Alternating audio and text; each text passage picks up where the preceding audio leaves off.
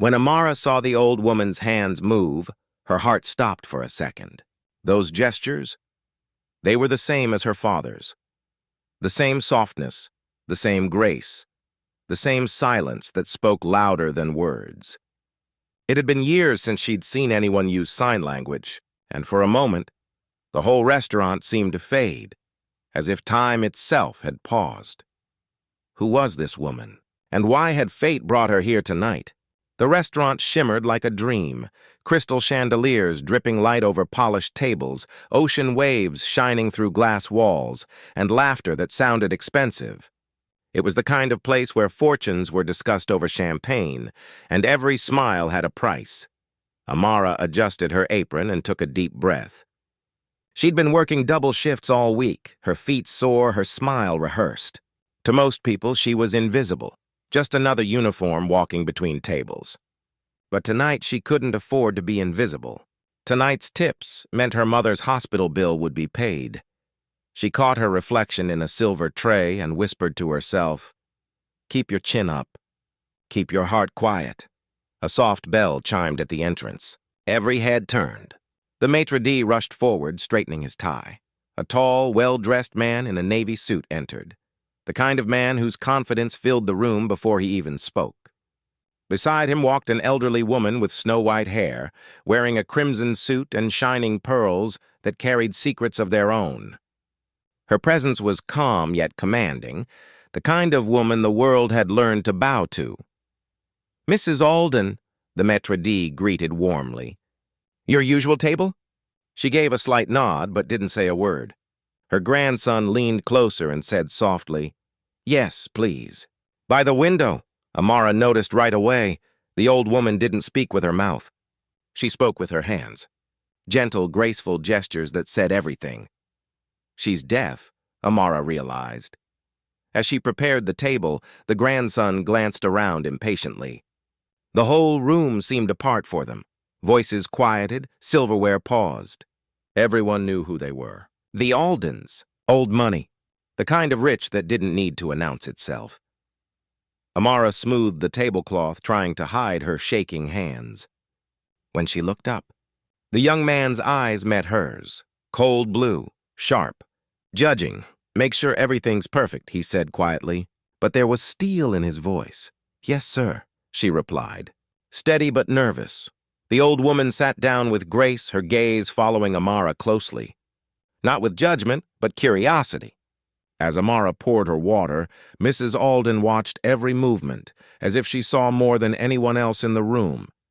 Just as Amara turned to leave, a single finger lifted in the air. The old woman made a few small gestures with her hands, ending with a soft tilt of her head, like a question. Amara froze. She knew that sign. Without thinking, she signed back. "Do you need anything else, ma'am?" The old woman's eyes widened, surprise flashing across them like sunlight on water. For a moment, the entire restaurant went silent. Then, slowly, her lips curved into a rare, gentle smile. Her grandson frowned. "What was that?" Amara hesitated, then said softly, "She asked for lemon in her water." He nodded, still staring, a mix of suspicion and curiosity in his eyes. As Amara walked away, the chatter of the restaurant returned, but her heart was pounding hard. She hadn't signed in years, not since her father died. He had been deaf, too.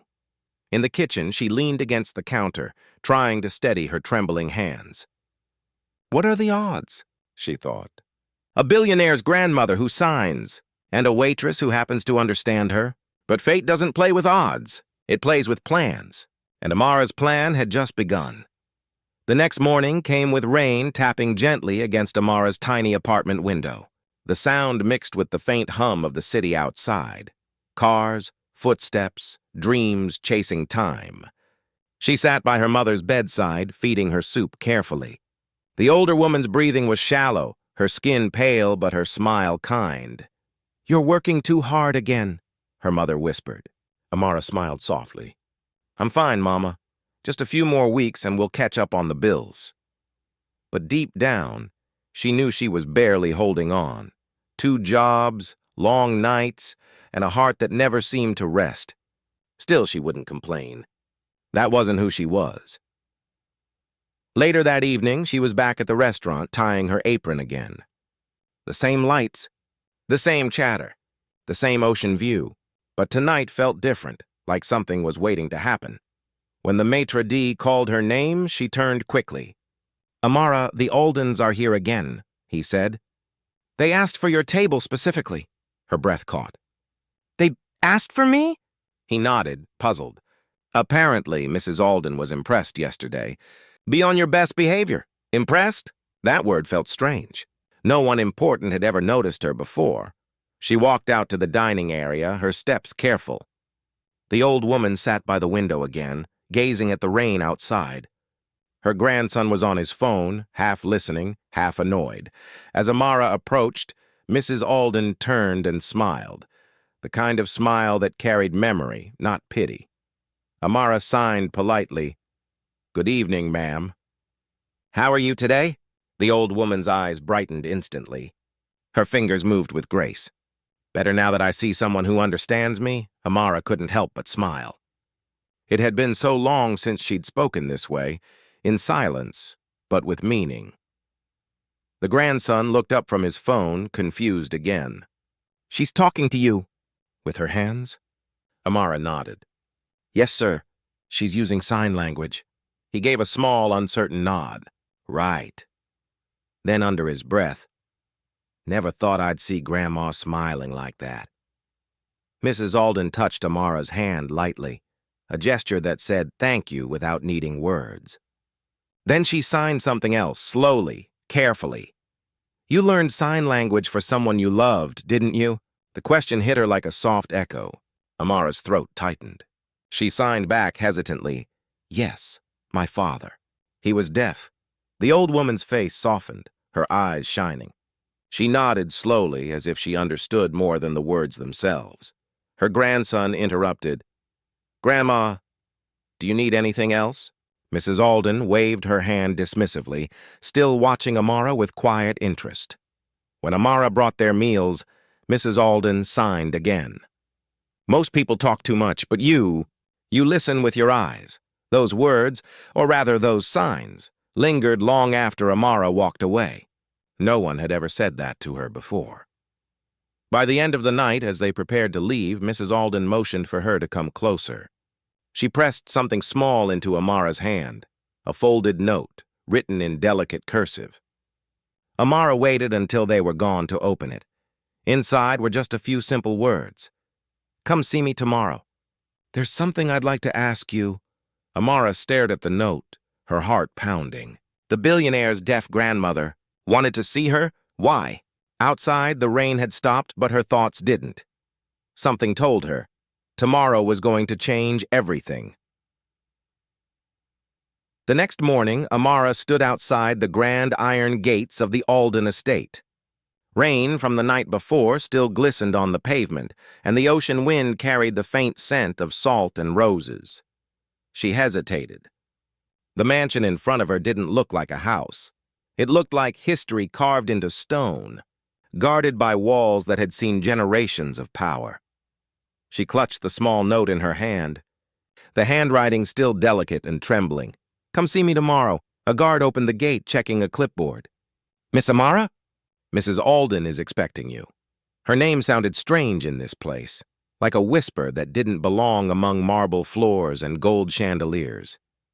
Inside, everything felt heavy with silence, the kind of silence that holds secrets. Paintings of serious-looking men and women lined the hallway, and at the end, in a sunlit room overlooking the sea, sat Mrs. Alden wrapped in a cream shawl, sipping tea. When she saw Amara, her face brightened instantly. She gestured for her to come closer, her hands already moving gracefully in sign. "You came." Amara smiled nervously and signed back. "I wasn't sure if you meant it," Mrs. Alden chuckled softly, her shoulders shaking with a silent laugh. "When an old woman sends an invitation, dear, she always means it." Amara sat down. For a few seconds, neither of them spoke. The sound of waves filled the room through the open balcony doors. Finally, Mrs. Alden signed again. "Tell me about your father." The question hit her unexpectedly. Amara looked down, her fingers tightening around her apron. He was kind, she signed slowly. He lost his hearing when I was a child. He taught me everything in sign language, how to listen with my heart, how to see what people don't say. Mrs. Alden watched her, her eyes glistening. Then she signed something that made Amara pause. "You remind me of someone." "My daughter?" Amara looked up, confused. "You have a daughter?" The old woman nodded faintly. Had. Her eyes lowered for a moment, the memory weighing her shoulders down. "She passed away many years ago. She was different from this world, strong, loving, but judged for who she loved and how she lived." Amara stayed quiet, sensing pain beneath every gesture. Mrs. Alden continued, her movements slower now. "When she died, I lost not just a daughter, I lost the chance to say goodbye. She signed to me in her last moments, but I couldn't understand her. I had refused to learn. I thought I'd never need it." Tears filled Amara's eyes as she watched the old woman's trembling hands. "That's why you learned now," she signed gently. The old woman nodded. Yes, it was too late for her, but not too late to understand others like her, or like you. For a moment, neither of them moved. Just the soft crash of waves and the beating of two hearts that suddenly felt like they had met long before. The Alden mansion felt different the next morning, warmer somehow. Sunlight poured through the tall glass windows, painting the marble floors in gold. Amara walked in quietly, her simple uniform replaced with a soft cream dress Mrs. Alden had insisted she wear. She wasn't a waitress anymore. She was now a companion, a friend. Mrs. Alden sat in the garden, her shawl draped gently over her shoulders. Birds sang over the sea breeze. When she saw Amara, her eyes lit up. "You came back," she signed with a soft smile. Amara grinned, signing back. "Of course. You said you needed someone who listens." The old woman laughed silently, and they began their day, sharing tea, practicing signs, telling stories without a single spoken word. It was strange how quickly comfort grew between them, as if they had known each other for years. But something about Mrs. Alden's eyes. There was always a shadow behind the light, a secret, waiting at the edge of every smile. Later that afternoon, while tidying the study, Amara found a photograph inside a book. A young woman standing beside Mrs. Alden, both smiling under the same oak tree that stood outside the window. The woman in the picture had Amara's skin tone, the same warm brown, the same kind eyes. She froze. Was this her daughter? When Mrs. Alden entered the room, Amara held up the photo carefully. "Is this her?" She signed. The old woman stopped in her tracks. Her lips trembled slightly. She walked closer, her hands shaking. "Yes," she finally signed. "That's my daughter, Evelyn." Her eyes glistened as she touched the photo. She was kind, strong. People didn't accept her choices back then, especially not her marriage. Amara tilted her head. "Marriage?" Mrs. Alden looked away for a long moment, then turned back, signing slowly, painfully. She married a black man. The air between them went still. Amara's breath caught in her chest. Mrs. Alden continued, her fingers trembling. "I was cruel. I said things no mother should ever say. I refused to meet him. I refused to meet their child." Tears began to form in Amara's eyes before she even understood why. Her heartbeat quickened. "Their child?" She signed. Mrs. Alden nodded faintly. "They left the country. I lost contact, and then, years later, I heard they had both passed away in an accident. I tried to find the child, but it was too late." The world seemed to fade around Amara. The waves outside roared in the distance.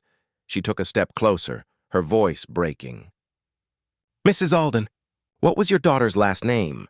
The old woman looked confused for a moment, then signed, "Evelyn, Evelyn Brooks." Amara's legs nearly gave out. Her heart pounded so hard she could hear it echoing in her ears. She whispered, barely audible, "My mother's name is Evelyn Brooks." Mrs. Alden's eyes widened, her lips parting in disbelief. The teacup in her hand slipped, shattering on the marble floor. Amara's hands trembled as she signed again. "My mother, Evelyn Brooks. My father was deaf." Silence. The only sound was the wind rustling through the curtains. Mrs. Alden took a step forward, tears streaming down her wrinkled cheeks.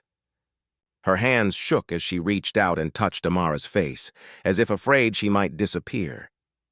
You're my granddaughter?" Amara couldn't speak. She nodded through tears. 2 generations, separated by pride and pain, stood inches apart, finally seeing each other for the first time. The old woman's hands covered her mouth as a sob escaped, a soundless cry full of years she could never get back. She pulled Amara into her arms, and they held each other like the ocean holds the shore, tight, trembling, and endless. Through tears, Mrs. Alden signed slowly, "I lost your mother, but God gave me you back." That night, Amara sat in her small apartment, the storm outside echoing the storm inside her heart. Everything made sense now. The connection, the kindness, the familiarity. She wasn't just a waitress anymore. She was blood, but one question burned quietly inside her chest.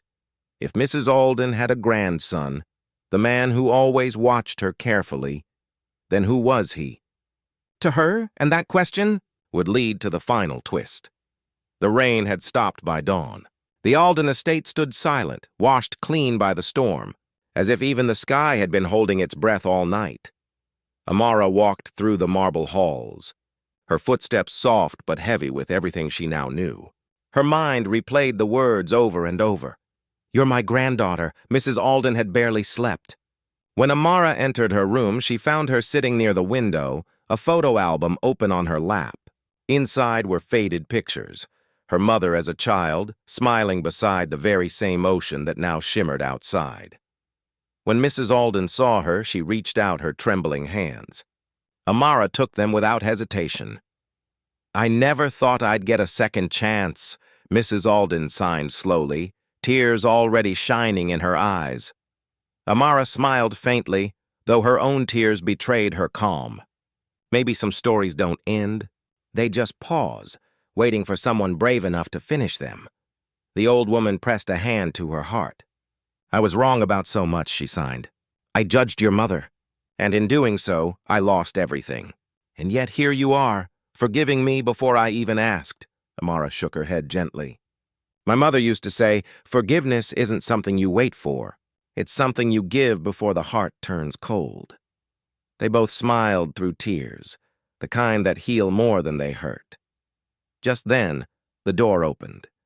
The sound of expensive shoes clicked against the floor. Nathan Alden, the grandson, the man in the Navy suit, stood at the threshold. His blue eyes looked different now, confused, searching, cautious. He looked at Amara, then at his grandmother. "What's going on?" he asked softly. Mrs. Alden motioned for him to come closer. When he hesitated, she signed firmly, "Sit." Nathan obeyed, his jaw tight. Mrs. Alden pointed at Amara, then began signing slowly, every motion deliberate and trembling. "This young woman is family," Nathan frowned. "Family?" He turned to Amara, bewildered. "What is she talking about?" Amara's throat ached, but she forced the words out. "She's saying, I'm your cousin." The room fell into silence so deep, even the waves outside seemed to pause. Nathan's eyes widened. He looked between them, disbelief flooding his face. "What do you mean?" That's impossible." Mrs. Alden placed a hand over his. Her gaze was fierce, loving, and filled with years of regret. "It's not impossible. It's overdue." Amara took a shaky breath. "My mother was Evelyn Brooks. Your aunt." Nathan sat back, running a hand through his hair. He looked as though the floor beneath him had shifted. Then he laughed, but it wasn't mocking. It was nervous, raw. "So all this time you were one of us?" Amara's voice softened. "I was never one of you. I was just trying to survive, serving tables, paying bills, taking care of my mom until she was gone. I didn't know this world. I didn't even know you existed." Nathan looked down, guilt flickering in his eyes. He remembered the way he'd spoken to her, cold, dismissive, like she was nothing but background noise. Mrs. Alden's hands moved again, slowly, like a confession long overdue. "Maybe that's the lesson, Nathan. We spend our lives measuring people by the weight of their last names, and we forget the worth of their hearts. Tears welled in Nathan's eyes. He looked at Amara again, voice breaking. "I'm sorry for how I treated you. For not seeing you sooner?" Amara shook her head gently. "Maybe we both had to walk through a little pain to recognize what family actually means." Mrs. Alden smiled through tears, her frail hands reaching for both of theirs, pulling them close across the table. "Family isn't blood alone," she signed. "It's the courage to forgive, even when the world teaches you not to." They sat there, 3 generations, one burdened by guilt, one reborn through forgiveness, and one learning what love truly costs. Outside, the sun broke through the clouds, painting the sea in soft gold. Mrs. Alden leaned back, her head resting gently against the chair. For the first time in years, her heart felt still, at peace. "Promise me," she signed weakly, "you'll take care of each other."